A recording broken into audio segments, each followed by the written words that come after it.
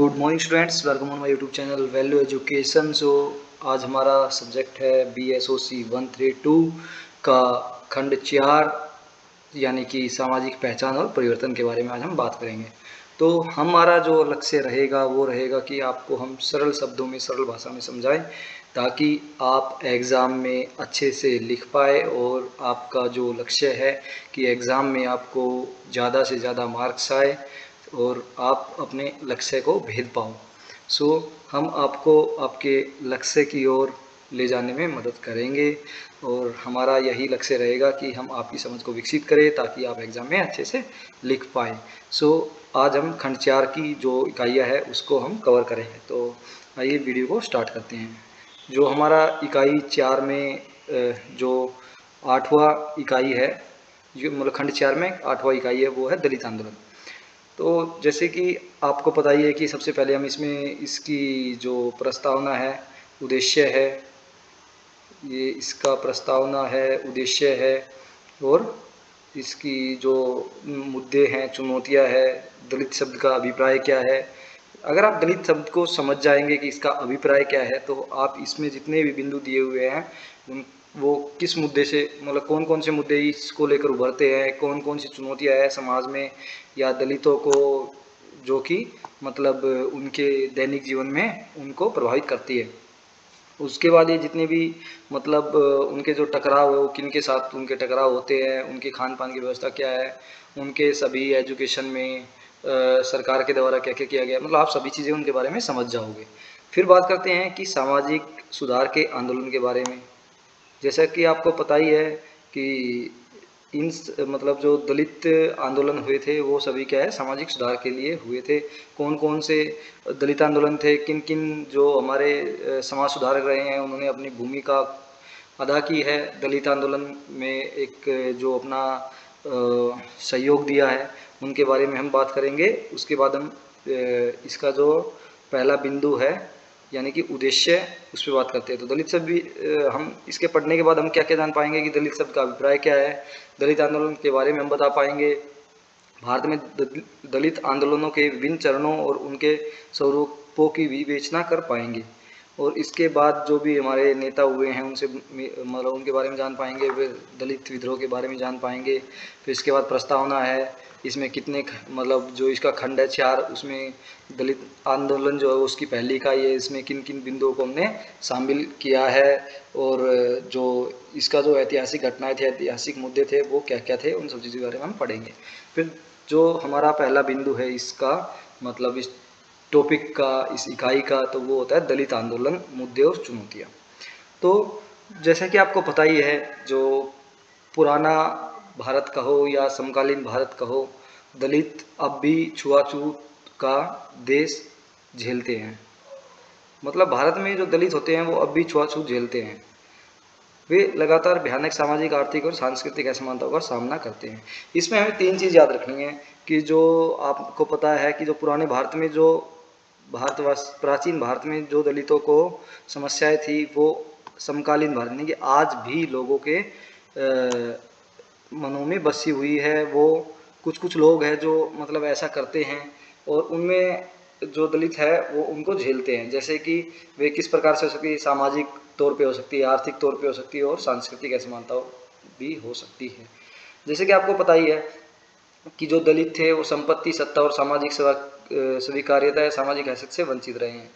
आपको पता है कि जितनी भी मतलब उस समय में मतलब प्राचीन भारत में कहो या उपनिवेश काल में कहो, तो जो बड़ी बड़े पद थे वो सभी सामंत और जमींदारों के पास हुआ करते थे। और जो सामंत और जो जमींदार हुआ करते थे वो सभी ऊंची कास्ट के यानी कि ऊंचे वर्ग से हुआ करते थे, जिनके पास सभी मतलब सत्ता कहो, संपत्ति कहो या सामाजिक हैसियत कहो, सभी उनके पास हुआ करती थी। तो उन्होंने क्या किया कि जो दलितों के विरुद्ध एक जो अत्याचार या फिर सर्वाधिक हिंसक के हिंसक जो तत्व होते हैं उनको फैलाने में कार्य किया है। जबकि आज़ादी भारत में अस्पृश्यता का वैधानिक रूप से उन्मूलन कर दिया गया है।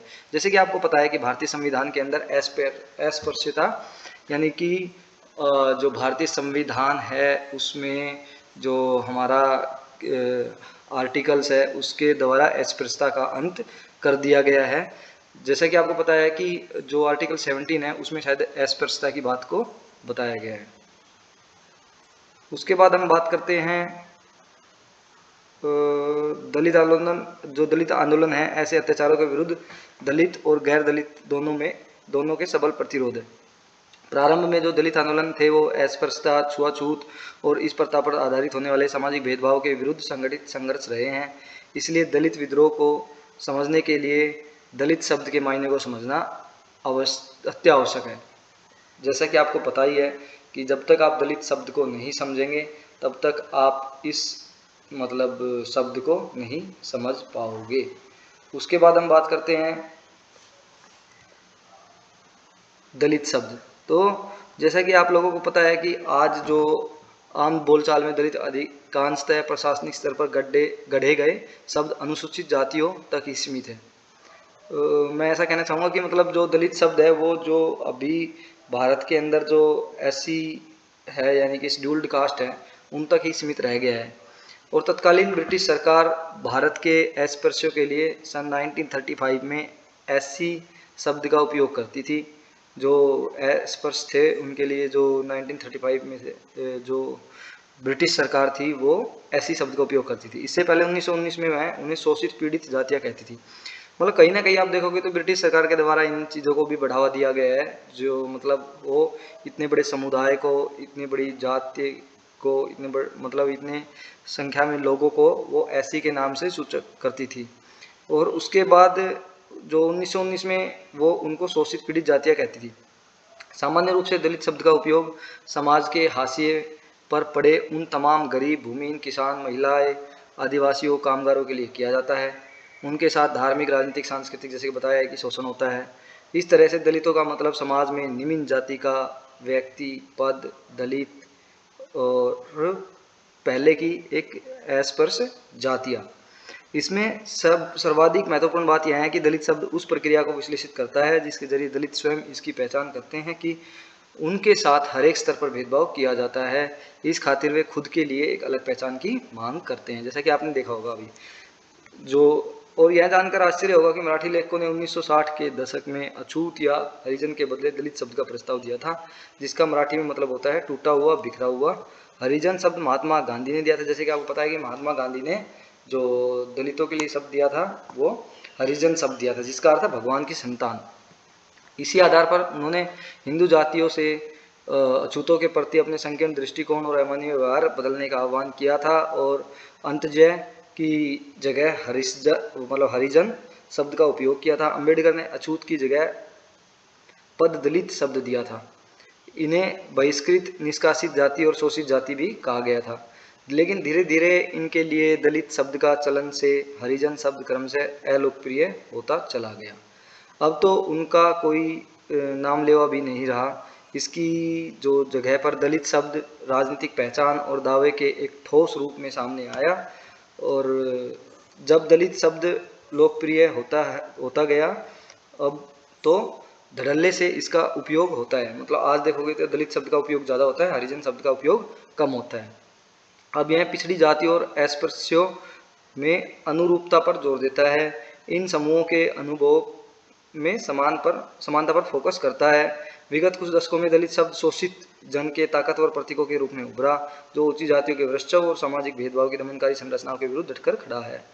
उसके बाद हम बात करते हैं कि जैसे कि आपको पता है कि जो संवैधानिक प्रावधान है, संवैधानिक प्रावधान के अंतर्गत क्या क्या संविधान के अंदर प्रावधान किए ताकि जो SC है शेड्यूल्ड कास्ट है यानी कि अनुसूचित जातियाँ हैं उनके चहुमुखी विकास के लिए भारतीय सरकार जो है वो कदम उठा सके। तो संविधान के जो चौथे भाग है वो देश के नागरिकों को कुछ फंडामेंटल राइट्स दिए हुए हैं। जो संविधान का भाग 4 है उसमें फंडामेंटल राइट्स दिए हुए हैं जो 12 से लेकर 35 तक है। अनुच्छेद 15(2) है वह किसी भी नागरिक के साथ धर्म, वर्ण, जाति, लिंग और जन्मस्थान के आधार पर दुकानों, सार्वजनिक रेस्तरों, होटलों में जाने और सार्वजनिक मनोरंजन से कुओं, तालाब, स्नान घाट, सड़क, सार्वजनिक शोरगाहों का उपयोग करने में भेदभाव नहीं किया जाएगा।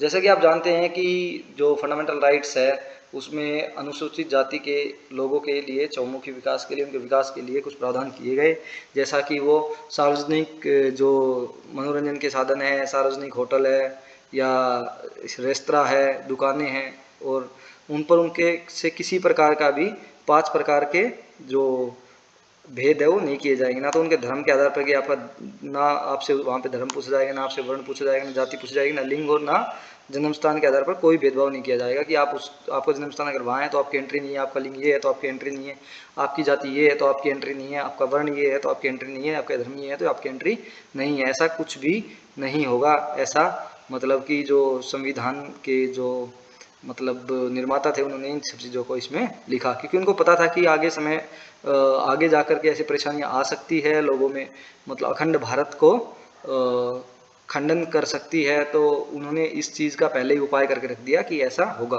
ताकि सबका साथ और सबका विकास संभव हो। जो अनुच्छेद 15(4) है उसके अंतर्गत राज्यों को इसकी अनुमति दी गई कि वह सामाजिक और शैक्षिक रूप से पिछड़े किसी भी वर्ग के नागरिकों अथवा अनुसूचित जातियों और अनुसूचित जनजातियों के विकास के लिए विशेष प्रावधान बनाए।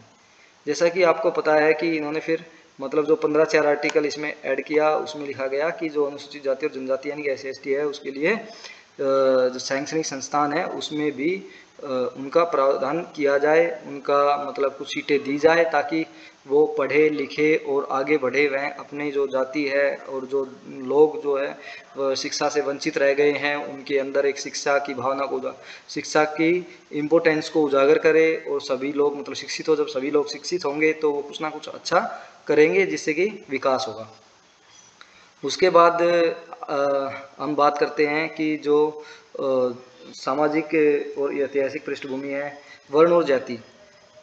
तो जैसे कि मैंने आपको पहले बता दिया था कि वर्ण और जाति के बारे में हमने ऑलरेडी डिस्कस भी कर दिया है, लेकिन मैं फिर भी आपको बताता हूँ। वर्ण व्यवस्था के बारे में 4 बिंदु होते हैं, जैसे कि आप सब जानते ही हैं कि जो सबसे मतलब इन्होंने श्रेणीबद्ध कर दिया आदमी को, कि जो सबसे ऊपर रहेगा वो ब्राह्मण रहेगा, फिर क्षत्रिय रहेगा, फिर जो वैश्य है रहेगा, फिर उसके बाद शूद्र रहेंगे, फिर जो ब्राह्मण है वो जातिगत कर दी। पहले ये वर्ण के आधार पर था कि जो आदमी जो काम करता है वही वो कहलाएगा। जैसे एक शिक्षा काम करता है तो ब्राह्मण कहलाएगा, देश की रक्षा करता है तो क्षत्रिय कहलाएगा, अगर वह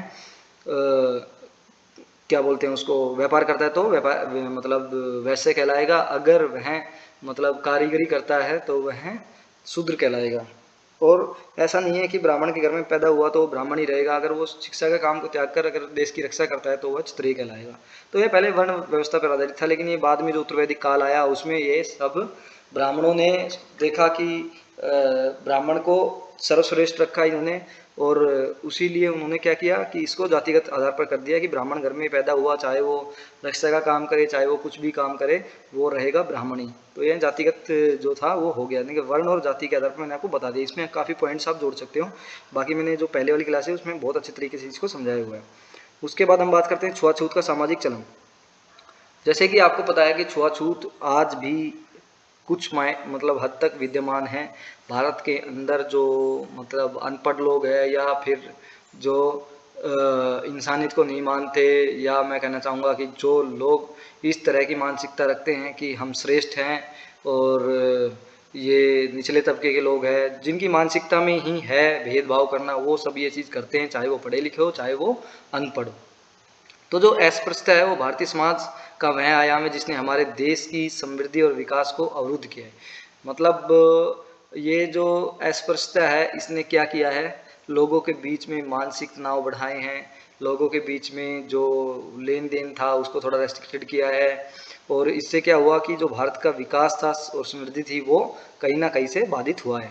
सर्वाधिक महत्वपूर्ण बात करें तो वो है मनुष्य जाति की गरिमा को संकट में डाला जाता है, और उसमें बुनियादी मानवीय अधिकार से मनाही कर दी है।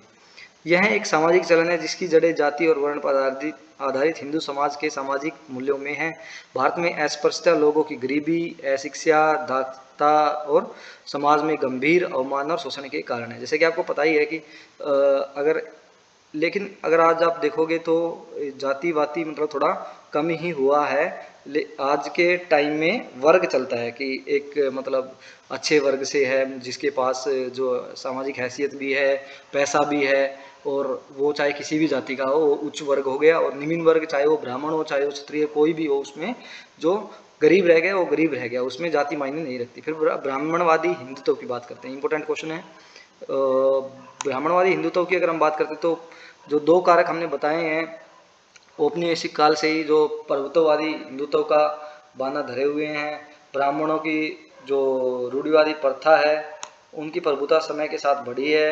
अपनी वेदता इस रचे गए तर्क से हासिल की है कि हिंदुत्व हिंदुओं का प्राचीन धर्म है। क्या है, आप जानते हैं कि ब्राह्मणवादी हिंदुत्व वेदों ऋग्वेद अथर्ववेद मतलब जो 4 वेद है और ब्राह्मणों की जो मान्यता है और जो मनुस्मृति पर आधारित सामाजिक व्यवस्था है के एकीकरण पर टिका हुआ है। भगवत गीता जोर शोर से कहती है कि हर एक व्यवस्था को धार्मिक ग्रंथ में लिखे के अनुसार अपने कर्तव्यों का निर्वहन करना है, तभी मरने के बाद जीवात्मा को मोक्ष मिलेगा। जैसे कि आप ये पढ़ रहे हैं कि भगवत गीता में क्या लिखा हुआ है, फिर जो ऋग्वेद, यजुर्वेद, अथर्ववेद और सामवेद में क्या लिखा हुआ है, फिर एक जो कानून की पुस्तक मनुस्मृति, उसमें जातियों के बारे में कठोर नियम बनाए हैं। उसमें लिखा हुआ है कि जो ब्राह्मण हैं उनको कठोरता से इस चीज़ का पालन करवाना है कि कोई भी अपना वर्ण ना छोड़े, वरना विनाश की ओर चला जाएगा देश। ऐसा करके मतलब सब चीज़ें उसमें लिखी हुई है। उसमें फिर एक पहचान बताई गई है कि ब्राह्मणों की पहचान, शूद्र क्या नहीं कर सकते, अनुष्ठान में हिस्सा नहीं ले सकते, महिलाएं अनुष्ठान में मतलब पूजा पाठ में हिस्सा नहीं ले सकती, शूद्र जो है वो उपनयन धारण नहीं कर सकते। ये सब चीज़ें मैंने आपको अच्छी तरह से समझाई हुई है जो इससे पहले वाले टॉपिक्स है। उसके बाद हम बात करते हैं वैकल्पिक धार्मिक आंदोलन। जो आपको पता है कि ब्राह्मणवादी जो सोच थी, ब्राह्मणवादी जो सर्वोच्चता थी, उसको नकारने का लोगों द्वारा प्रयास होता रहा है, शूद्रों द्वारा प्रयास होता रहा है, क्योंकि उनको मतलब ऐसे कहा जाता था कि तुम नीच हो, तुम नीची जाति में हो, या फिर आप लोग जो हो वो पूजा पाठ नहीं कर सकते, मंदिरों में प्रवेश नहीं कर सकते, आप उपनयन मतलब धारण नहीं कर सकते, जनेऊ धारण नहीं कर सकते, और जो महिलाएं थी उनका भी मंदिरों में आना जाना मना था। तो जिस तरह से मतलब उनका शोषण होता रहा है कि वो सब कुछ कर रहे हैं, कर भी दे रहे हैं, लेकिन फिर भी उनके साथ मतलब ये ऊंच नीच का भाव हो रहा है। तो उससे उन्होंने सोचा कि क्यों न हम मतलब आंदोलन करें ताकि उनको अपना हक मिल सके। फिर सामाजिक सुधार आंदोलन की अगर हम बात करते हैं तो औपनिवेशिक काल में समाज सुधार आंदोलनों से अवश्य ही परिचित होना चाहिए। ये आंदोलन जो थे वो रूढ़िवादी जो परंपरा थी उनसे जीत पाना था। जो शिक्षित स्त्री थी, पुरुष थे, और स्त्री शिक्षा, विधवा, और जो उसमें आंदोलन चलाए गए उसमें काफ़ी कुछ आंदोलन थे, जैसे कि स्त्री को शिक्षा देना, महिलाओं को शिक्षा देना, पुरुषों को शिक्षा, स्त्री को शिक्षा देना, विधवा विवाह कराना, बाल विवाह के विरोध में, सती प्रथा के आंदोलन में स्त्रियों के हक और आज़ादी के लिए काम किया। जो पंडिता रामाबाई, ताराबाई शिंदे, राजा राम मोहन राय और अन्य जैसे कई लोगों ने समाज के बहुमुखी सुधार में अपना महत्वपूर्ण योगदान दिया है। जैसे कि आपके पता ही होगा कि जो महात्मा गांधी जी थे, रविंद्रनाथ टैगोर जी थे, दयानंद सरस्वती जी थे, स्वामी विवेकानंद जी थे और श्री अरविंद जी थे, ने आधुनिक भारत में सामाजिक चिंतकों ने हिंदू धर्म की रूढ़िवादी प्रथा को एकदम नकार दिया और समाज को एक नए धर्म का विमर्श दिया। उनका विश्वास था कि जाति और अस्पृश्यता हिंदू धर्म का मूल स्वरूप नहीं है। जैसा कि आप देखते हो वैदिक काल में ऐसा नहीं था, मतलब इतनी छुआछूत नहीं थी। ये उत्तर वैदिक काल के बाद औपनिवेशिक काल में थोड़ी ज़्यादा देखने को हमें मिली है। छापे और सार्वजनिक क्षेत्र का अभ्युदय। छापे की नई तकनीक ने दलित नेता और कार्यकर्ताओं के हाथों में एक नया औजार थमा दिया। इसके बाद कार्यकर्ताओं ने शिक्षा एवं केंद्रीय सरकार हो गई। पहले औपनिवेशिक काल और फिर स्वतंत्रता प्राप्ति के बाद मराठी दलितों के सार्वजनिक क्षेत्रों का खूब उत्थान हुआ। अभियानों के लिए पर्चे बांटे गए, किताबें सामग्री का उपयोग किया जाने लगा। मतलब जब प्रिंटिंग प्रेस आई तो लोगों ने खूब इसका मतलब अच्छा उपयोग किया। इसमें जो दलितों को ऊपर पीड़न हो रहा है उसके बारे में बातें छापी गई, टीका टिप्पणी की गई, और इसमें काफ़ी मतलब लोगों के नाम है। जो ओम प्रकाश वाल्मीकि थे उसने के योगदान से मराठी दलित साहित्य का विस्तार हुआ। उन्होंने मजबूत सांस्कृतिक और साहित्यिक परंपराओं की बुनियाद रखी जिसे दलित आंदोलनों को विविध तरीकों से आकार दिया गया। और फिर ये मतलब जो आंदोलन थे, ओम प्रकाश वाल्मीकि थे, महात्मा गांधी जी थे, इन्होंने मतलब कि छुआछूत को मना ही किया है, ऐसा नहीं करना चाहिए। ये सब इन्होंने अपने आंदोलन दिए और प्रिंटिंग प्रेस से इससे मतलब लोगों को बहुत फायदा भी हुआ है, उन्होंने अपने विचार उसमें डालने शुरू किए जो पढ़े लिखे लोग थे। दलित नेता और दलित आंदोलनों के विभिन्न चरण, जैसे कि आपने देखा है कि बहुत से दलित नेता हुए हैं, जैसे कि भीमराव अंबेडकर जी थे, और उसके बाद जो दलित पैंथर्स थे रिपब्लिकन पार्टी के, धड़ो, और बहुजन समाज पार्टी, बसपा, और इन सब ने मिलकर के आंदोलन शुरू किए। तो ज्योतिबा फुले और दलित सुधार आंदोलन था। महात्मा ज्योतिबा फुले की अगर हम बात करें तो वह अति पिछड़ा वर्ग ओबीसी की माली जाति से आते थे। सुधार आंदोलन की लहरों से प्रभावित होकर उन्होंने समाज की ऊंची जातियों के दमन के खिलाफ मजबूत प्रतिरोध किया। और आपको सब पता ही है इसमें क्या क्या डालना है पॉइंट्स हमें, कि उस समय क्या अस्पृश्यता थी, महिलाओं को पढ़ाई से दूर रखा गया था, गरीब को पढ़ाई की सुविधाएं उपलब्ध नहीं हो पाती थी, गरीब वही थे जो जमींदारों द्वारा शोषित थे या खेतीहर मजदूर थे, जिनको कि मतलब शूद्र की कैटेगरी में रखा गया था।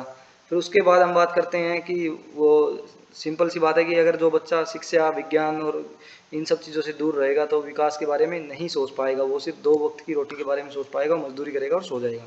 उसके बाद ज्योतिबा फुले थी, उसने शोधक समाज के कार्यक्रम में गैर ब्राह्मणवादी आंदोलन को सांस्थानिक मान्यता दी।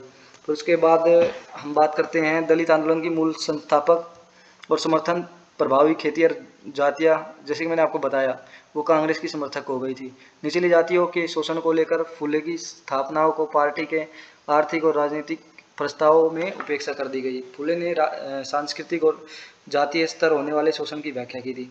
ये सब इसके बारे में बताया हुआ है। फिर जो डॉक्टर भीमराव अंबेडकर था, उनका आंदोलन, ये बहुत इंपॉर्टेंट क्वेश्चन है, ये एग्जाम में आने के मतलब बहुत ज़्यादा संभावना है। आपको सबको पता ही है, जो भीमराव रामजी अंबेडकर गैर ब्राह्मण की स्थापना में एक दलित नेता के रूप में उभर कर सामने आए। उनके नेतृत्व में दलित आंदोलन के दूसरे चरण का प्रारंभ माना जाता है, क्योंकि वह दलितों के राजनीतिक अधिकारों की हिफाजत पर जोर देते थे। अंबेडकर ने ऐसे वर्षों के लिए सिर्फ हिंदू समाज में जगह ही नहीं बल्कि उनके लिए एक अलग निर्वाचन मंडल की भी मांग की। उन्होंने 1932 में गांधी के साथ किए पूना समझौते में दलितों के लिए सुरक्षित निर्वाचन क्षेत्रों की मांग की। सिंह ने अंबेडकर जी के नेतृत्व में 1930 से लेकर 1956 के दौरान दलित राजनीति में 2 महत्वपूर्ण बदलावों को रेखांकित करते हैं। वह समान राजनीतिक अधिकार और जातीय व्यवस्था के समूल उन्मूलन के लिए उत्सुक थे। अंबेडकर द्वारा 1936 में स्थापित इंडियन लेबर पार्टी को एक स्वतंत्र दलित आंदोलन का प्रारंभ माना जा सकता है।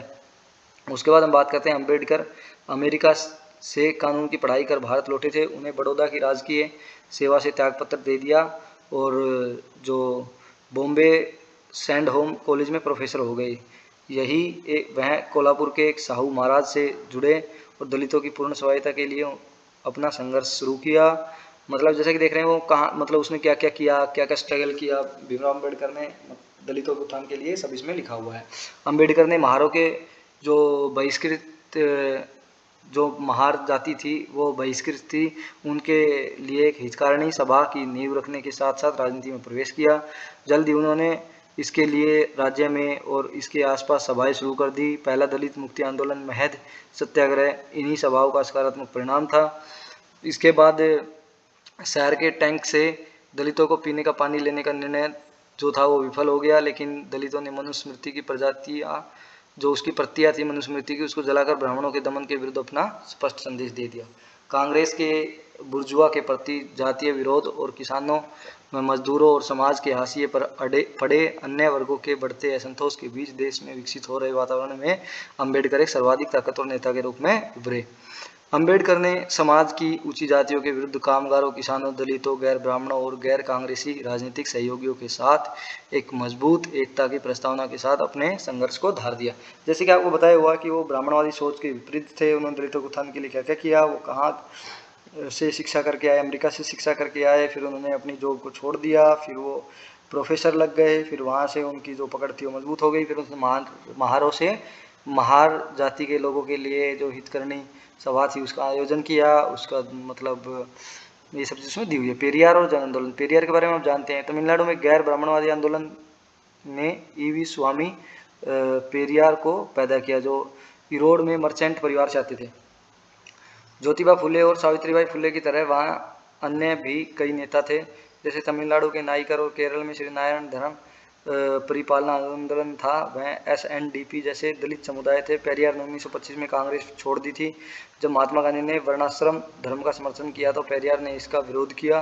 घोषणा की अगर भारत को आज़ाद होना है तो कांग्रेस, हिंदू धर्म और ब्राह्मणवादी वर्चस्व का विघटन करना ही होगा। फुले के सत्यशोधक समाज की तर्ज पर पेरियार ने 1926 में आत्म सम्मान संघ यानी कि सेल्फ रिस्पेक्ट लीग की स्थापना की, जो कट्टर राष्ट्रवाद को स्वीकार करता था और जाति व धर्म के विरुद्ध मजबूती के साथ खड़ा था। तो पेरियार के आंदोलन के बारे में बता रहा है। फिर दलित पैंथर्स आंदोलन, इसमें सभी मतलब पार्टियों के बैनर के तले कई आंदोलन चलाए गए। दलित पैंथर्स के आने से दलित आंदोलन में क्रांतिकारी मोड़ आया। इस संगठन ने उन सभी पार्टियों की साझेदारी में संघर्ष तेज किया जो देश में जाति वर्गीय राजनीति के आधार पर कार्य कर रहे थे। ये सब चीज़ें उसके बारे में बात की हुई है। और इस तरह से जो हमारे दलित कार्यक्रम थे ये काफ़ी मतलब अपने लक्ष्य की ओर कामयाब हुए। फिर इसके बाद जो ये एक संक्षिप्त वो दिया हुआ है कि दलित आंदोलन का अवलोकन। इसके बाद हम बात करते हैं, ये हमारी जो इकाई 7 थी ये दलितों के ऊपर थी। दलितों के साथ साथ क्या क्या उत्पीड़न हुआ, उन्हें सार्वजनिक स्थानों पर जाने के लिए मना था पहले, ठीक है। उनको वो पानी नहीं पी सकते थे सार्वजनिक कुओं से, उनके साथ उत्पीड़न होता था, उनका शोषण होता था, उनके लिए मतलब समाज में उनको समाज में नीच की दृष्टि से देखा जाता था। फिर उसके लिए लोगों ने उसके लिए जो नेता थे, दार्शनिक थे, उन्होंने क्या क्या कदम उठाए वो सब चीज़ें हमने वहाँ पर पढ़ी। तो इसके बाद हम बात करते हैं लिंग आधारित आंदोलन की। तो इसका उद्देश्य क्या रहेगा, प्रस्तावना क्या रहेगी, समाजशास्त्रीय अवधारणा की समीक्षा, लिंग और जेंडर, भूमिका एवं स्थिति, पारंपरिक अपेक्षाएं और स्त्रियों की भूमिका एवं स्थिति के बारे में आज हम बात करेंगे।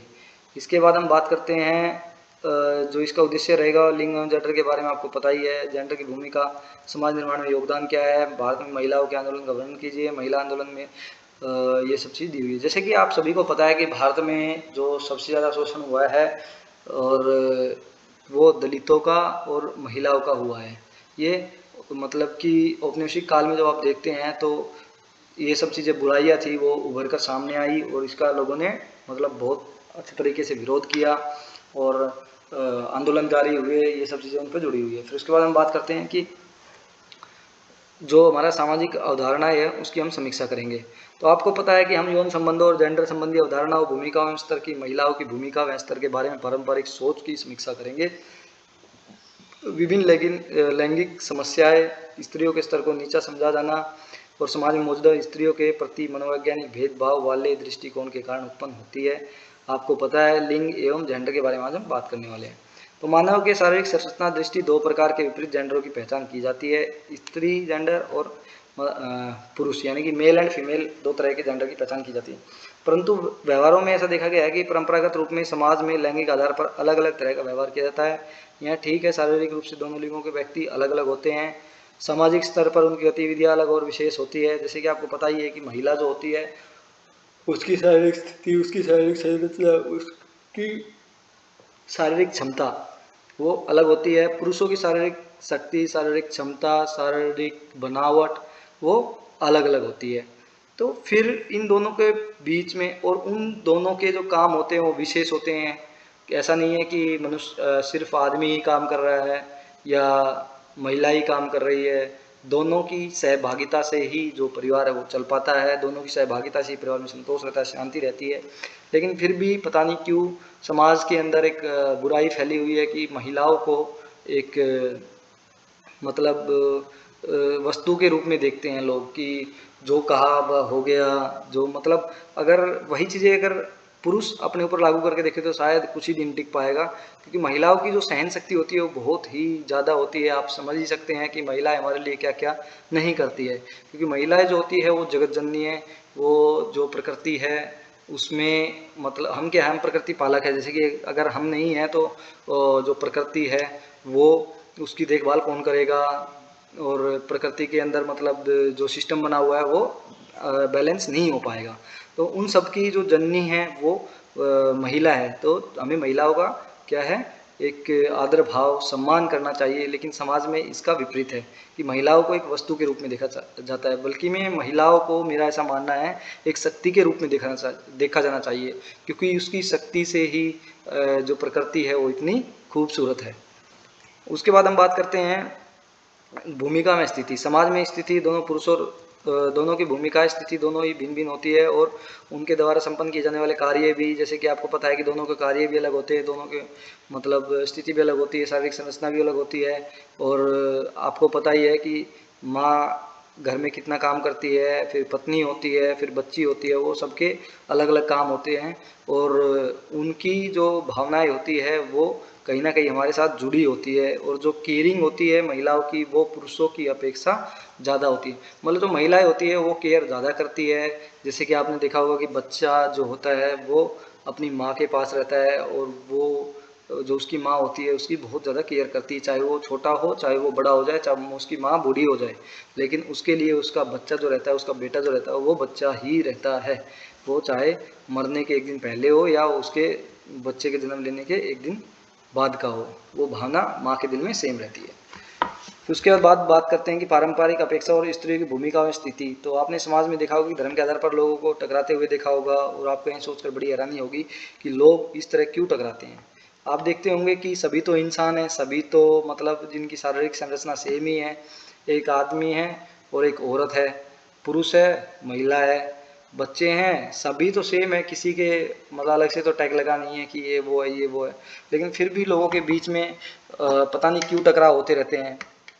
कभी कभी ऐसे मामले में भी सामने आते हैं कि एक जाति अथवा समुदाय के व्यक्ति ने दूसरी जाति अथवा समुदाय की स्त्रियों के साथ बलात्कार करते हैं। ऐसे मामलों पर भी चर्चाएं होती है कि परंतु दबी जुबान से, क्योंकि जब मामला दो जाति अथवा समुदाय के बीच होता है तो एक दूसरे को ही दोषी ठहराते हैं।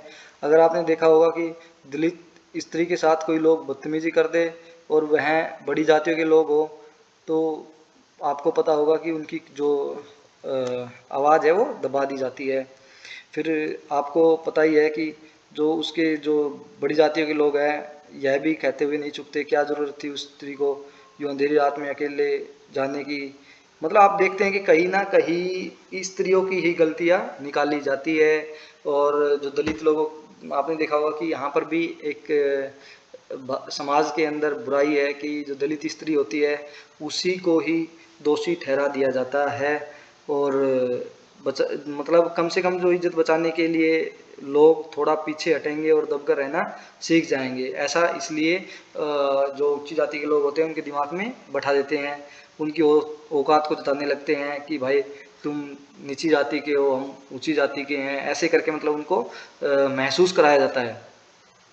उसके बाद बात करते हैं इन्हीं में से कुछ लोग ऐसे भी होते हैं जो शोषित स्त्री के प्रति सहानुभूति व्यक्त करते हैं और उनकी मजबूरी को समझने का प्रयास करते हैं। मैं कहते हैं कि दलित स्त्री रात के अंधेरे में पड़ोसी गांव में काम की तलाश में जा रही थी, क्योंकि उसने अपने गरीबी से लड़ना था, अपने बच्चों को भूख मतलब आपको पता है समाज में दो तरह के लोग होते हैं। ऐसा नहीं है कि मतलब जो कैटेगराइजेशन लोगों ने कर रखा है जातीय समूह के बीच में, ये मैं तो मानता नहीं, क्योंकि ये सब चीज़ें क्या है कि पहले से बनी हुई है। आज आप देखोगे तो ऐसा आप पाओगे कि अगर आप क्षत्रिय की बात करते हैं तो क्षत्रिय जाति से ही देखोगे आप, तो फिर वो चीज़ें गलत हैं, क्योंकि एक ऐसी कास्ट का बच्चा भी देश की रक्षा करता है तो क्या वह क्षत्रिय नहीं है? वह क्षत्रिय है, वह अपना जो रोल प्ले कर रहा है उसका रोल क्षत्रिय का है। और एक जो ब्राह्मण है वो मतलब खाना पका रहा है या शिक्षा दे रहा है, तो क्या वो ब्राह्मण नहीं है? क्या वो मतलब तो उसके अगर कार्य से देखेंगे तो वो मतलब एक कारीगर की जो भूमिका निभा रहा है, तो वो तो फिर इस हिसाब से शूद्र होना चाहिए, फिर तो उसका मतलब उसके साथ तो भेदभाव होना चाहिए, लेकिन ऐसा नहीं है। ये आप देख सकते हैं कि भारत जो अब भारत आज़ाद होने के बाद, भारत को संविधान मिलने के बाद ये सब प्रावधान कर दिए गए हैं कि आदमी कोई भी काम करे, कैसा भी काम करे, उसके साथ किसी प्रकार का भी भेदभाव नहीं होगा। तो भारत में दो तरह के लोग होते हैं, एक होता है जो अच्छे को अच्छा कहता है, बुरे को अच्छा करने की कोशिश करता है, कि अगर किसी से गलती हो गई है तो उसको समझाता है भाई चलो कोई नहीं, काम करता है तो गलती होती है, ऐसा ठीक है वो है। तो मतलब वो एक सकारात्मक सोच रखने वाले लोग होते हैं। एक होते हैं जो अगर मान लो किसी के साथ गलत हुआ है तो उस आदमी को ही गलत ठहरा देंगे। तो वो सब चीज़ें मतलब आपने देखा होगा। तो यह लोगों की मानसिकता पर आधारित करता है कि वो लोग किस मानसिकता के हैं। वो जैसे कि मैंने आपको बताया था कि यहाँ पर जाति धर्म लिंग भेद कुछ नहीं है, ये लोगों की मानसिकता के ऊपर डिसाइड करता है कि वो किस मानसिकता का लोग है। वो जातीय भेदभाव करता है, लिंग भेदभाव करता है, वो सब उसके दिमाग में भरा हुआ है, चाहे वो पढ़ा लिखा हो चाहे वो अनपढ़ हो। लेकिन ऐसा हमें नहीं करना चाहिए। उसके बाद हम बात करते हैं भारत में महिला आंदोलन के बारे में। तो भारत के अंदर महिला आंदोलन मतलब महिलाओं की स्थिति के दशा में, उनकी स्थिति में सुधार करना, उनको शिक्षा देना, वो सब चीज़ के बारे में इसमें हमने बताया हुआ है कि इसमें जो सरकार ने क्या क्या कदम उठाए, पंचवर्षीय योजनाओं में क्या क्या किया। जो चौथी पंचवर्षीय योजना थी उसमें सबसे ज़्यादा शिक्षा पर जोर दिया गया और उनके स्वास्थ्य के बारे में ध्यान रखा गया। महिलाओं को विकास करने के अवसर प्राप्त करने के लिए कार्य किया गया।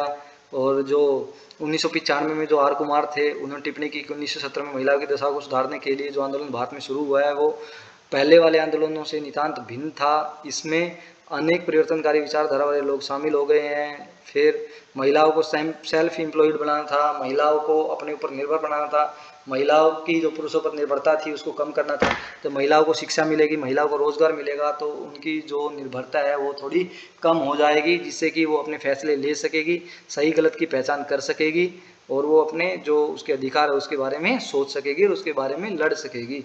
तो ये सब चीज़ उसके बारे में बताई हुई है। फिर जो हम बात करते हैं जो समाजवादी पार्टी थी 1973 में, जो उसके जो नेता थे वो भृगाल गोरे थे और साम्यवादी दल की नेता अहिल्या रांगनेकर थी ने अग्रणी महिलाओं के साथ मिलकर विमेंस एंटी प्राइज फ्रंट एक क्रांतिकारी जो संगठन था उसका निर्माण किया। इस संगठन ने देश के विभिन्न भागों में घूम घूम कर बढ़ती महंगाई के खिलाफत करने के लिए महिलाओं को तैयार किया। बहुत जल्दी इस संगठन ने उपभोक्ता संरक्षण के लिए आंदोलन चलाया। सरकार से मांग थी कि वह चीज़ों के दाम तय करे और आवश्यकताओं से जुड़ी चीज़ों को उपभोक्ताओं तक पहुंचाने की व्यवस्था करे। साथ ही आंदोलन पूरे गुजरात में फैल गया था और 1974 में दूसरे नवनिर्माण आंदोलन के नाम से जाने जाने लगा। और वास्तव में नवनिर्माण आंदोलन मूल रूप से छात्रों द्वारा आरंभ किया गया महंगाई, जमाखोरी, भ्रष्टाचार आदि के विरुद्ध आंदोलन था, जिसे सुप्रसिद्ध समाजवादी नेता जयप्रकाश नारायण जो समाजवादी पार्टी के नेता थे, जो जेपी नारायण साहब थे, उसका भी आशीर्वाद प्राप्त था। बिहार में तत्कालीन इंदिरा जी की सरकार के विरुद्ध जनहित विरोध तत्वों पर नियंत्रण न कर पाने का आरोप लगाते हुए आंदोलन चले गए थे, जो बाद में देश के अन्य हिस्सों में फैल गया था। नवनिर्माण आंदोलन आगे चलकर व्यापक रूप से मध्यम वर्ग का आंदोलन बन गया। और जैसे कि आपको पता है कि पुलिस ने फिर लाठीचार्ज की और कड़ी कार्रवाई करनी पड़ी, उसमें काफ़ी लोगों को अपनी जान गंवानी पड़ी। और हैदराबाद में समकालीन महिला आंदोलनकारियों ने माओवादी आंदोलन से जुड़ी महिलाओं की मदद से महिला प्रगतिशील मोर्चा का गठन किया। फिर सयादा आंदोलन की तरह वामपंथी माओवादी महिलाओं ने महिलाओं के शोषण और दमन के विरुद्ध खुलकर संघर्ष किया। फिर 1975 में महाराष्ट्र में सभी नारीवादी समाजवादी एकत्रित हुए और माओवादी महिला मोर्चे की तर्ज पर पुरोगामी स्त्री संगठन का गठन किया। मुंबई में माओवादी महिलाओं ने स्त्री मुक्ति संगठन का निर्माण किया। इसी वर्ष 8 मार्च को पहली बार भारत में अंतर्राष्ट्रीय महिला दिवस मनाया गया। जैसा कि आपको पता है कि अंतर्राष्ट्रीय दिवस जो है वो कब मनाया जाता है, वो 8 मार्च को मनाया जाता है। और पहली बार कब मनाया गया, वो 8 मार्च को मनाया गया। और कहाँ मनाया गया, भारत में, मुंबई में। उसके बाद बात करते हैं मतलब जो मुंबई में आंदोलन हुआ था उसके बाद 8 मार्च को पहली बार भारत में अंतर्राष्ट्रीय महिला दिवस मनाया गया था। फिर लाल निशान पार्टी नामक संगठन ने अंतर्राष्ट्रीय महिला दिवस को अपनी पार्टी के विशिष्ट कार्यक्रम में शामिल किया। ये सब जिसके बारे में बताए हुए हैं। उसके बाद हम बात करते हैं कि फिर उसके बाद जो क्या हुआ कि इतने ज़्यादा आंदोलन होने के बावजूद इंदिरा गांधी की सरकार थी उस समय, और फिर आपातकालीन की घोषणा हुई। और जैसा कि आपको पता है आपातकालीन जब घोषणा होती है तो क्या क्या होता है, जब राष्ट्रीय आपातकालीन घोषणा होती है तो क्या क्या होता है, मतलब लोग इकट्ठा नहीं हो सकते, उन पर पुलिस कार्रवाई करती है, जो कानून बनाते हैं वो सही होता है, मतलब पावर जो होती है वो सेंटर के हाथ में चली जाती है। आरंभिक महिला आंदोलन की अगर बात करें तो जैसा कि आप जानते हैं कि आंदोलन की विशेषता यह थी कि इन्होंने अपने आप को महिलावादी आंदोलन घोषित कर दिया था, जबकि सच्चाई यह थी कि महिला आंदोलनकारी संगठनों के ज़्यादातर सदस्य वामपंथी विचारधारा के थे, जो महिलावाद को बुजुर्गवा सोच मानते थे और उसे मध्यम वर्ग व उच्च मध्यम वर्ग से जोड़कर चलते थे।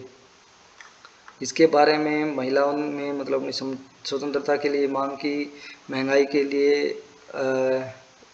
को कंट्रोल करने की मांग की। 1970 के अंतिम दशकों में आरंभ हुए तथा 1980 के आरंभिक दशकों तक मौजूद रहे महिला आंदोलन थे, उन्होंने एक अनूठी छाप छोड़ी है। फिर हम बात करते हैं जो महिलाओं की स्थिति थी वो उस समय मतलब महिलाओं को प्रताड़ित किया जाता था, यौन शोषण होता था, उन सब से ऊपर उठकर इन्होंने एक अपना आंदोलन किया। दहेज विरोधी आंदोलन, जैसा कि आप जानते ही हैं कि भारत के अंदर दहेज आज भी विद्यमान है कहीं ना कहीं, किसी न किसी इलाके में, किसी न किसी रूप में। तो लड़की के पिता से मतलब उसके विवाह के लिए एक मोटी रकम वसूली जाती थी। और इसमें भी वही है पूरा, मतलब ये आंदोलन भड़का और फिर कैसे आपातकालीन आंदोलन ने लोगों के ऊपर मतलब लाठियाँ चार्ज की, वो सब चीज़ इसमें भी सेम ही है। उसके बाद गवर्नमेंट ने क्या क्या कदम उठाए, इसमें धारा 113A का प्रावधान किया और मतलब इस तरह से काफ़ी कुछ प्रावधान किए। फिर बलात्कार के विरुद्ध आंदोलन हुए। इस तरह से आप देखते हो कि लोगों ने मतलब 22,000 से ज़्यादा लोगों ने सड़कें जाम कर दी। सड़कें जाम होने से जो वहाँ का मतलब परिवहन सिस्टम था वो फेल हो गया, और बलात्कारियों को सज़ा दिलाने के लिए, उनको निर्दोष साबित होते ही उनके लिए कठोर से कठोर सज़ा का प्रावधान करने के लिए लोगों ने मांग की थी। जैसा कि आपको पता है कि भारत में जो महिलाओं की स्थिति है वो आज भी किसी न किसी तरह से दयनीय बनी हुई है। उसके बाद हम बात करते हैं प्रगति और परिपक्वता। महिलाओं के हितों के लिए आंदोलन के दौरान नारीवादियों को अनेक प्रकार की समस्याओं का सामना करना पड़ा और उन्हें अनेक प्रकार के अनुभव हुए। बलात्कार और दहेज उत्पीड़न मामलों में आंदोलनकारियों को सशक्त कानून बनवाने में सफलता तो मिली, परंतु वह आर पार की कामयाबी नहीं थी। आंदोलनकारियों को ऐसा लगने लगा कि कानून बना देना ही काफ़ी नहीं है, सबसे बड़ी समस्या कानून को ठीक तरह से लागू करना। सरकार भी यही समझ गई थी कि कानून का दुरुपयोग होता है, इसलिए इस नतीजे पर पहुंचने के लिए कानून बनाने में जल्दबाजी नहीं की जाए, थोड़ा सोचा जाए, समझा जाए और फिर उसके जो मतलब कानूनी सहायता है लेकर के कानून बनाना जाए। और दोनों तरह से मतलब कि ऐसा ना हो कि इस कानून का दुरुपयोग हो, वो सब चीज़ों का भी ध्यान रखा जाए। फिर इसके मतलब कि कुछ मुख्य बिंदु थे कि भारत में मतलब क्या बोलते हैं उसको, भारत के विभिन्न क्षेत्रों में ये सब चीज़ फैल गई थी। फिर समलैंगिक तथा क्वियर जनों का आंदोलन। जैसे कि हम जेंडर आधारित आंदोलन की बात करते हैं तब हमें अन्य प्रकार के जेंडर वाले लोगों की बात भी करनी चाहिए जो समाज का हिस्सा है। पुरुष और स्त्री के बीच यौन व्यवहार के अलावा समाज में कुछ अन्य लोग भी होते हैं जिनका यौन व्यवहार अलग तरह का होता है। समलैंगिक शब्द का इस्तेमाल जिन लोगों के लिए होता है उनके स्त्री के बीच यौन संबंध बनाने वाले यानी कि लेस्बियन, और पुरुष पुरुष के बीच यौन संबंध बनाने वाले गे, दोनों प्रकार के संबंध वाले भी होते हैं। फिर इनके अधिकारों के लिए 1980 में इन्हें समलैंगिक नाम दिया गया था। ये सब आपको पता ही है। इसके बाद हम बात करते हैं जो भारत के अंदर स्थिति रही है, इसमें अभी शायद एक अधिकार नहीं दिया गया है कि यह जो गे होते हैं या समलैंगिक होते हैं या फिर ये जो लोग होते हैं इनको मतलब क्या बोलते हैं बच्चा गोद लेने वाला अधिकार नहीं मिला है अभी तक। और मैं आपको बता दूं कि जो ये अधिकार था, सबसे पहले समलैंगिकता का अधिकार वो स्वीडन में लोगों को प्राप्त हुआ था कानूनी प्रक्रिया के तहत। इसके बाद हम बात करते हैं आंदोलन की चुनौतियाँ क्या क्या थी। तो जैसे कि 1985 के आते आते नारीवादी आंदोलनकारियों के सामने साबानो केस की चुनौती आ गई। भारत में मुस्लिम समाज अपने सामाजिक व पारिवारिक मामलों को शरीयत के अनुसार लागू होने वाले नियमों से सुलझाता रहा। आपको पता है कि भारत में जो मुस्लिम समुदाय हैं वो अपने कानून अलग रखते हैं, जैसे हिंदू एक्ट है उनके, सॉरी मुस्लिम एक्ट है, और हिंदू के लिए हिंदू मैरिज एक्ट है। इस तरह से वो जो अपने कानून हैं उनके शरीयत के अनुसार चलते हैं। वो चाहे जैसे अगर हमारे यहाँ पे तलाक होता है तो हमें उसे मेंटेनेंस देना पड़ता है आर्टिकल 125 के अनुसार, लेकिन जो मुस्लिम लोग रहते हैं वो तीन तीन बार तलाक तलाक तलाक बोलने से उनको तलाक मिल जाता था उस समय में। और फिर क्या होता था कि उनको कोई कुछ मुआवजा नहीं दिया जा सकता था, जिससे कि जो मुस्लिम पीड़िता थी यानी कि साहबानो, उसके पति ने बुढ़ापे में उसको धक्के खाने के लिए छोड़ दिया। उसकी उम्र 75 साल थी और जब उसने हर्जाने के लिए कोर्ट में गुजारिश की तो उसके पति ने क्रोधित होकर 3 बार तलाक कहा और पत्नी को तलाक दे दिया। और सर्वोच्च न्यायालय ने अनुच्छेद 125 के तहत मुस्लिम पर्सनल लॉ के अनुसार यह सही पाया कि साहबानों को गुजारों की रकम उसके पति द्वारा दी जाए, लेकिन मुसलमानों के पैगंबर मोहम्मद साहब के अनुसार हिंदुओं के धार्मिक और सामाजिक विधि निर्माता महाराज मनु के अनुसार पारंपरिक न्याय प्रक्रिया के तहत स्त्री को अलग होने पर रकम दिया जाना वाजिब नहीं था।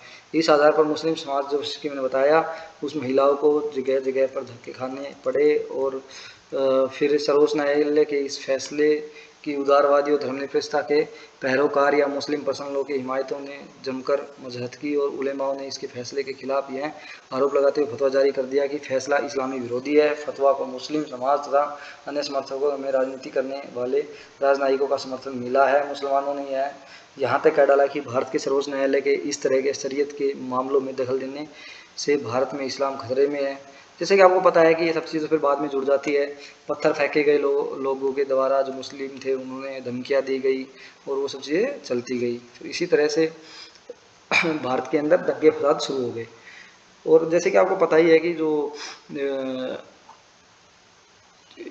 क्या बोलते हैं यूसीसी बिल है, जिसके बारे में आप सुनते होंगे, वो लाना बहुत ज़रूरी है, जिससे कि भारत के अंदर मतलब जो समरसता है, समानता है, वो लागू हो पाएगी।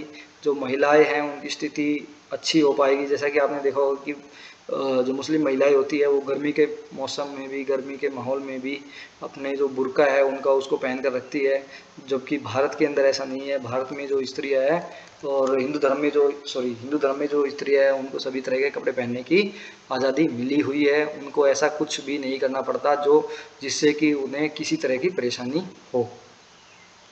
उसके बाद हम बात करते हैं जनजातीय एवं निर्जातीय आंदोलन।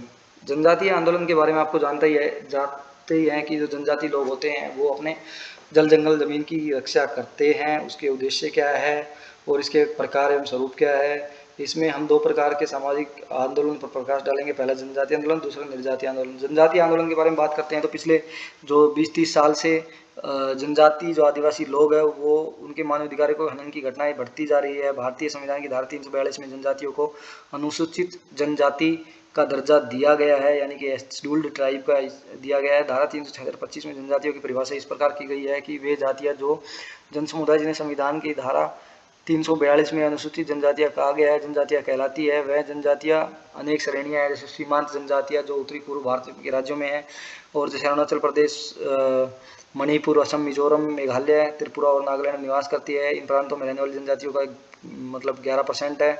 और जनजातियां जो देश के विभिन्न भूभागों में निवास करती है, मध्य भारत, राजस्थान, गुजरात, उड़ीसा, बिहार और लक्षद्वीप, दादर व नागर हवेली में बसी जनजातियां कुल जनजातियों का 89% है। ये दोनों प्रकार की जनजातियां भारत के मुख्य धारा के समाजों से पूरी तरह अलग है और बिल्कुल अलग वातावरण में रहती है। ये लोग जमीन और मतलब जैसे मैंने बताया कि जल जंगल और ज़मीन के रक्षा करते हैं। इनका गुजारा इन्हीं से होता है। ये इनका जो खान पान है, संस्कृति है और इनका पहनावा है, रीति रिवाज है, वो सब भिन्न होते हैं, मतलब विशेष होते हैं। और भारत में अंग्रेजों के आने से पहले जनजातियां जंगलों में निवास करती थी, क्योंकि जंगलों पर इनका एक अधिकार था। रोज की आवश्यकताएं, जैसे दैनिक आवश्यकता इनकी जो होती है, खाना पीना, नहाना धोना और मतलब एक स्थान से दूसरे स्थान पर जाना, शिकार करना, ये सब चीज़ें इनकी, और जो लकड़ियों की आवश्यकता थी जंगल से ही पूर्ति होती थी। लेकिन अंग्रेजों ने भूमि सुधार नीतियाँ लागू की और जिसके अंतर्गत जनजातियों के भूमि से पारंपरिक अधिकार समाप्त कर दिए गए और सब जमीनों को मालिक जमींदार बना दिए गए।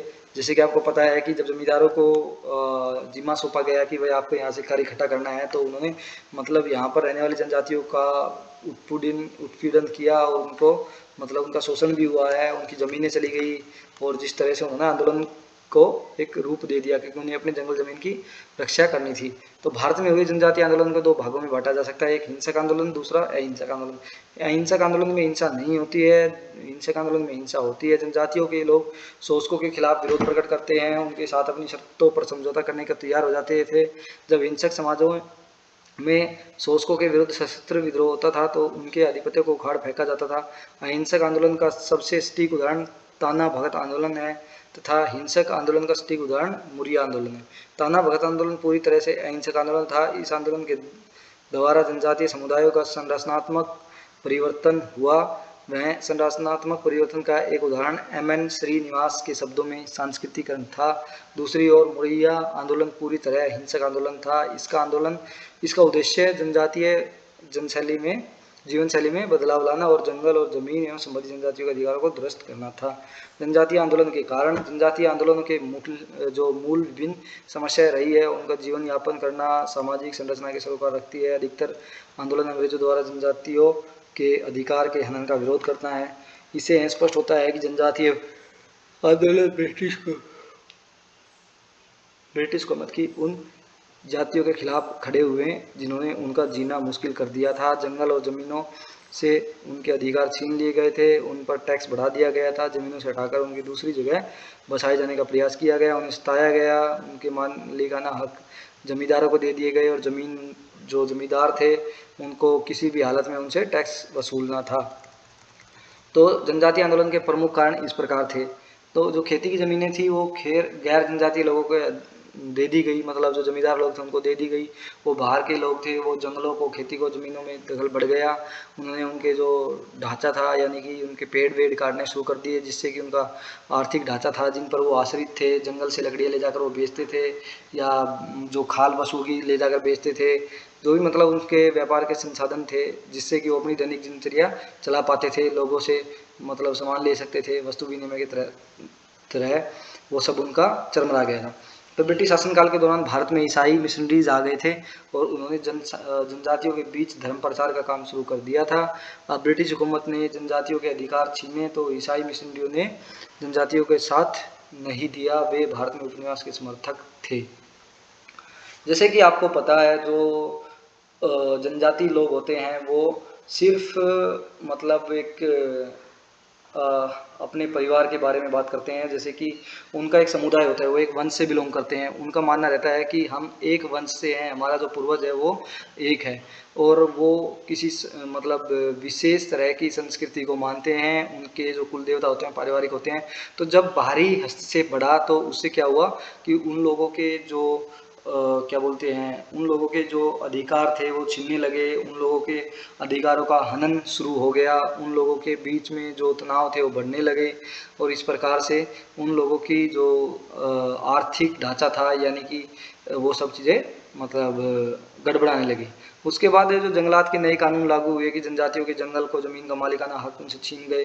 जैसे मैंने आपको बताया कि उनसे मतलब जंगलों की ज़मीन पर अपने पशु नहीं चरा सकते थे उन, और एक एरिया बाउंड कर दिया कि यहाँ पर मतलब ये जो ज़मीन है वो ब्रिटिशर्स के अंडर है और उस पर आप नहीं जा सकते, अगर जाओगे तो आपको जुर्माना देना पड़ेगा वहाँ पर मतलब और आपको सज़ा भी हो सकती है। ऐसे करके कुछ प्रावधान उन्होंने लागू किए और उन जो जमींदारी प्रथा थी वो लागू होने से जो जनजातीय लोग थे अपने ज़मीनों के ऊपर सिर्फ और सिर्फ मालिक से किराएदार बनकर रह गए, जिनसे कि उनके अपनी आजीविकाओं को चलाने के लिए भी उनके पास कुछ नहीं बच पाता था। और लकड़ी के इस्तेमाल पर टैक्स लगा दिया गया। सूदखोर और व्यापारियों ने ज़मीनों पर कब्जे कर लिए थे, वे जंगल के मूल निवासियों को अनेक प्रकार के शोषण करने लगे थे। जैसे कि मैंने बताया पूरा जनजातीय समाज नष्ट होने के कगार पर पहुंच गया था। अपनी ही ज़मीनों से उखड़े और बाहर के लोगों के द्वारा स्थायी आदिवासी जन और अधिक जुल्म बर्दाश्त न कर सके, तब उन्होंने विद्रोह का रास्ता अपनाया कि अब ऐसे काम चलने वाला है नहीं और विद्रोह करना पड़ेगा। तो जो विद्रोह के चरण थे वो 1789 से 1860 तक, यानी कि पूरा आप देखोगे तो 100 साल चला ये, मतलब सॉरी 80 साल के लगभग, 70 से 80 साल के लगभग चला। दूसरा जो विद्रोह हुआ वो लगभग 60 साल तक चला। तीसरा जो विद्रोह हुआ वो 27 साल तक चला। ये 3 चरण में विद्रोह चले, प्रथम चरण, द्वितीय चरण और तृतीय चरण। इन चरणों के दौरान भारत में जो जनजातीय आंदोलन हुए उनका विवरण कुछ इस प्रकार हमने दिखाया हुआ है। तो जो सबसे पहला चरण था वो था तमार विद्रोह। तमार विद्रोह मतलब 1789 से लेकर 1832 तक था। इसमें भोलानाथ शाह के नेतृत्व में जो तमार जनजातीय समुदाय थे उसने ब्रिटिश हुकूमत के अत्याचारों के खिलाफ 1789 में विद्रोह किया जो 1832 तक चला। और यद्यपि यह आंदोलन तमार जनजातियों द्वारा आरंभ किया गया था, सिरगिया, मिदनापुर, कोयलपुर, घाघा, चटशिला, जालदा, सिल्ली के अन्य जनजातीय समुदाय शामिल हो गए। यह आंदोलन अंग्रेजों के ब्लेमिश एलाइन सिस्टम के खिलाफ था। अंग्रेजों ने भूमि सुधार कानून लागू करते हुए किसानों से उनकी ज़मीनों के मालिकाना हक छीन लिए थे, जिनसे वे अपनी ही ज़मीनों से बेदखल हो गए। तमार जनजातीय समुदाय के लोग तथा अन्य अनेक समुदायों के लोग यहाँ जुल्म बर्दाश्त नहीं कर सके और 1789 में उन्होंने अंग्रेजी शासन के खिलाफ विद्रोह कर दिया। इसके बाद यह विद्रोह कंटिन्यूस चलता रहा और इसमें 7 बार यह आंदोलन ठप हुआ, फिर से आरंभ हुआ। ओरा और मुंडा, हरोस, कोल आदि आदिवासी समुदाय तमार विद्रोह में अपने नेता गंगा सिंह के नेतृत्व में शामिल हुए थे। मतलब इसमें अन्य आदिवासी समुदाय के लोग भी शामिल हुए थे। तो जो नई व्यवस्था की हम बात करते हैं, नई व्यवस्था के अनुसार सरकार ने आदिवासी गाँव के मुखिया जमींदारों की ओर से नेता तैनात करवा दिए गए थे, जिन्हें दिक्कू कहा जाता था। विद्रोह के दौरान आदिवासियों ने इन सब की हत्या कर डाली और इनके जो घर थे, जिन टेंटों में रहते थे, उनको जला दिया और उन पर कब्जा कर दिया। और जो 1832 से 1888 में अंग्रेजों ने तमाम विद्रोह को दबा दिया। हो जाति के आदिवासियों की संपत्ति पर अंग्रेजों ने कब्जा कर लिया और अपने अधिकार में लेने के लिए बाद में हो जाति के मुखिया को सौंप दिया गया। ब्रिटिश हुकूमत द्वारा बनाए गए कानून के अनुसार यह मुखिया इस जागीर का प्रस्तावक बन गया। फिर बात करते हैं खरवार आंदोलन की। तो संथाल जाति के आदिवासियों को पहले खरवार कहा जाता था। जो संथाल जाति है उसके जो आदिवासी लोग हैं, यानी कि उनकी जो ट्राइब्स है, उसको खरवार कहते थे।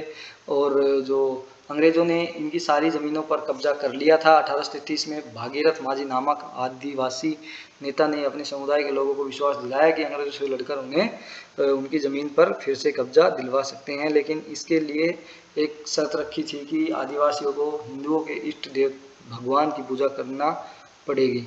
मतलब आप देख सकते हैं कि जो आदिवासी देवता थे भागीरथ माझी, उसने लोगों को विश्वास दिलाया कि हम अंग्रेज़ों से लड़ेंगे, लड़कर जो उनकी ज़मीन है उनको वापस दिलवा देंगे, लेकिन उसके लिए जो आपका जो समुदाय है, खरवार समुदाय है, इसको भगवान राम की पूजा करनी पड़ेगी। सभी आदिवासी बाबा जी नाम से विख्यात भागीरथ मान के साथ कंधा से कंधा मिलाकर खड़े हो गए और 1833 में अंग्रेजों के खिलाफ खरवार आंदोलन आरंभ कर दिया। उसके बाद हम बात करते हैं संथाल विद्रोह की।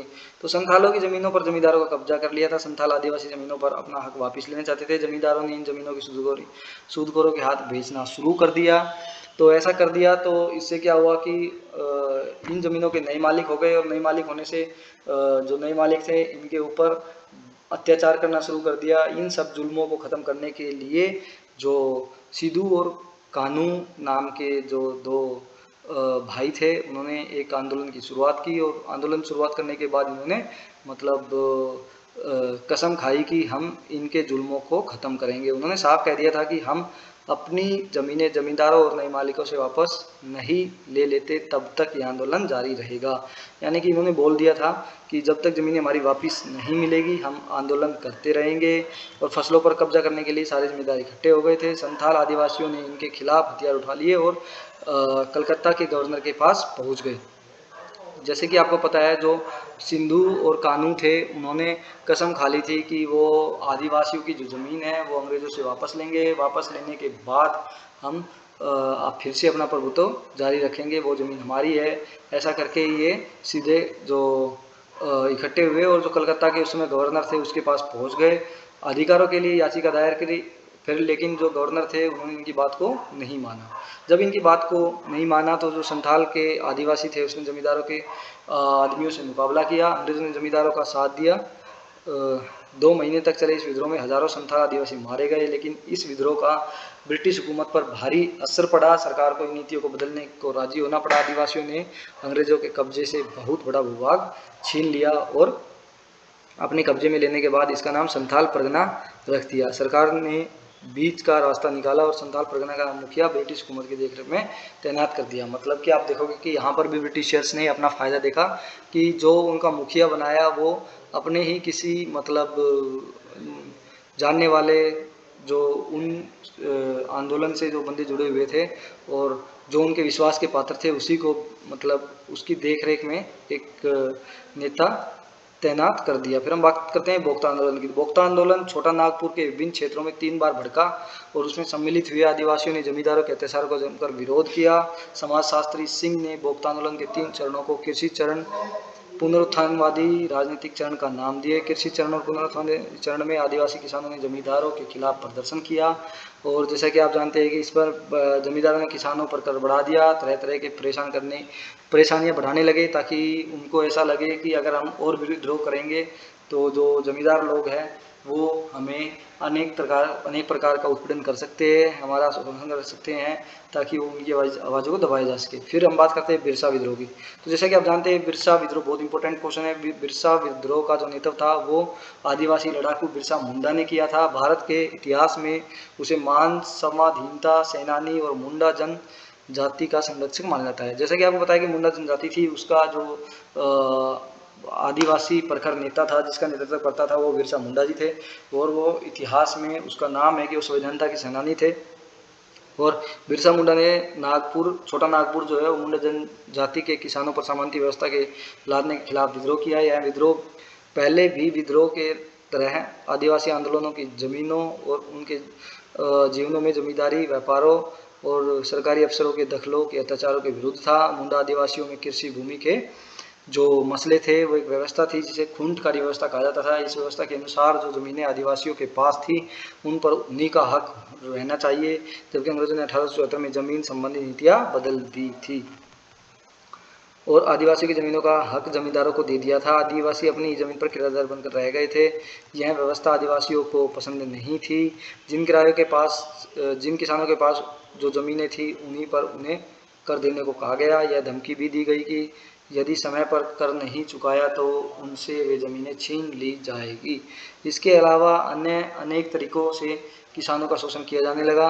आदिवासियों को उनकी ज़मीनों से हटाकर दूसरी जगह पर बसाया जाने लगा। उनकी ज़मीनों पर दूसरे लोग कब्जा करने लगे, उन्हें तरह तरह से सताने लगे। जमींदारों के जो कर थे वो वसूलने की शक्ति से परेशान होकर आदिवासी किसान सूदखोरों से कर्ज लेने पर विवश हुए। सूदखोर कर्ज पर ब्याज की उचित दर लगाते थे। इस दमन के परिणाम स्वरूप जनजातियों ने अपने लिए स्वतंत्र विभाग की स्थापना करने के लिए बाहरी लोगों को चुनौती दे दी। फिर उसके बाद बात करते हैं हम मिदनापुर आंदोलन की। यद्यपि यह आंदोलन 1760 में शुरू हुआ था, परंतु 19वीं शताब्दी के उत्तरार्ध में इस आंदोलन ने बहुत जोर पकड़ा। यह आंदोलन आदिवासियों की ज़मीनों पर रोक, बाहर के लोगों द्वारा कब्जा किए जाने के विरुद्ध छेड़ा गया था। मतलब आप देख रहे हैं यहाँ पर सभी आंदोलन कब शुरू हुए थे, यानी कि जब ब्रिटिश ने वहाँ पर अपनी एक्टिविटी स्टार्ट की थी तो इन लोगों ने आंदोलन किए थे सिर्फ अपने जल जंगल ज़मीन की रक्षा करने के लिए, कि उनकी जो जल जंगल ज़मीनें बचा रहे, क्योंकि वो उन पर दैनिक जीवन व्यतीत करने के लिए निर्भर थे, ना कि उनका व्यवहार करते थे। वो मतलब उनकी रक्षा करते थे।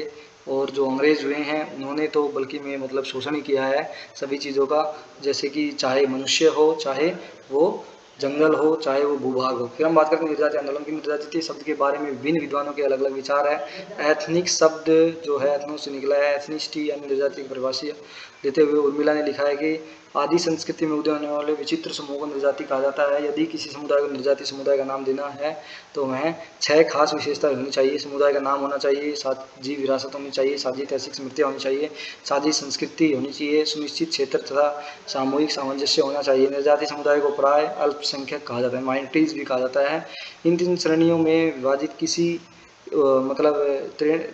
किया जा सकता है। जैसे राष्ट्रीय अल्पसंख्यक, किसी देश में रहने वाले पारिवारिक निवासी आते हैं जो नए धर्म के आगमन अथवा किसी खास धर्म के परिवर्तन करने के बाद जिनकी पहचान बदल जाती है और वे इस श्रेणी में आते हैं। दूसरी श्रेणी में वे लोग आते हैं जो अपने देश में अथवा राज्य को छोड़कर किसी दूसरे देश में जाकर बस जाते हैं और वो अपने पहले से ही मौजूद अपनी नस्ल के लोगों के साथ संबंध स्थापित कर लेते हैं। तीसरी श्रेणी में शरणार्थी समूह आते हैं जो एक दूसरे देश में स्थानांतरित होने वाले समूहों की तरह ही बसे होते हैं। और फिर इन दोनों के बीच अंतर होता है कि पहले वाले का दूसरे देश में आकर बसना सशर्त समझा होता है। वे अपने रहने की जगह तथा परिस्थितियाँ तय करते हैं और शरणार्थी को शरण देने वाले देश की दया पर कुछ समय तक रहने की अनुमति दी जाती है। जैसे कि बात करते हैं हम निर्जातीय समूह की। निर्जातीय समूह के बारे में हमने तीनों पॉइंट मेंशन कर दिए हैं कि वो कौन लोग हो सकते हैं। वो बाहर से आकर बसे हुए लोग भी हो सकते हैं, जैसे जिस तरह पर बताया हुआ है। निर्जातियों का आंदोलन कब कब शुरू हुआ, तो अंग्रेजी शासन के दौरान संवैधानिकता के उपरांत सरकार द्वारा नीतियाँ लागू करने के बाद नस्ल, भाषा, संस्कृति आधार पर यदि पूरे समाज को निर्जातीय आधार पर बांटा गया तो सरकार का व्यवहार असमानता का था और भिन्न निर्जातीय समूहों के बीच विद्यमान असमानता इस समूह को संदेश भी देती कि अपनी पहुँचाने पर अड़े हैं रहे और उन्हें स्पष्ट रूप से करने में अपने महत्व जताने का प्रयास करे। वस्तुतः असमानताएं निर्जातीय समूहों को अपने हितों के संरक्षण के लिए एकजुट होकर कार्रवाई करने का उकसाती है। जैसे कि आपने देखा कि निर्जातीय समूह भी ये अपने हक के लिए लड़े, और जैसा कि हमने पढ़ा इनके कारणों के बारे में, ये भी इम्पोर्टेंट क्वेश्चन है। और मतलब इनके जो विशेष रूप से अगर बात करें तो इनके कारण क्या क्या हो सकते हैं, जैसे आर्थिक दशा सुधारने के लिए, असमान आर्थिक विकास जिसके कारण भारत के कुछ निर्जातीय समूहों का विकास ठीक से नहीं हो पाया, वे अत्यधिक पिछड़ गए, जाति और धर्म की राजनीति को बढ़ावा दिया तथा अपने हितों के लिए अपने समर्थकों के समूह तैयार किए। फिर उसके बाद विभिन्न भाषी लोगों तथा विभिन्न धर्मों को मानने वाले निर्जातीय समूहों को सदैव यहाँ कि उनकी पहचान गुम न हो जाए, इसलिए वे निर्जातीय पहचान को बनाए रखने के लिए संघर्ष करते रहे। देश में विकास को 2 पूर्ण नीतियाँ लागू करना, ये सब चीज़ें मतलब इसके बारे में बताया हुआ है। निर्जातीय भावना का उद्गम कहाँ से हुआ, निर्जातीय आंदोलन के प्रकार क्या क्या थे, इसी तरह से जो हमारा और माइनॉरिटीज़ निर्जातीय आंदोलन में क्या क्या थे, इसके बारे में हमने मतलब कि सब आप देख सकते हैं। मणिपुर में कैसे हुआ स्वतंत्रता आंदोलन, बोडो का आंदोलन प्रमुख था।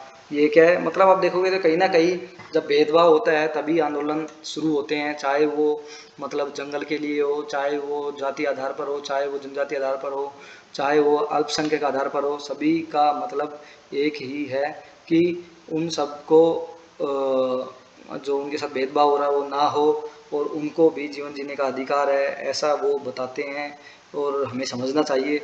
इसी तरह से हमारा जो ये खंड था वो कंप्लीट हुआ। Thank you.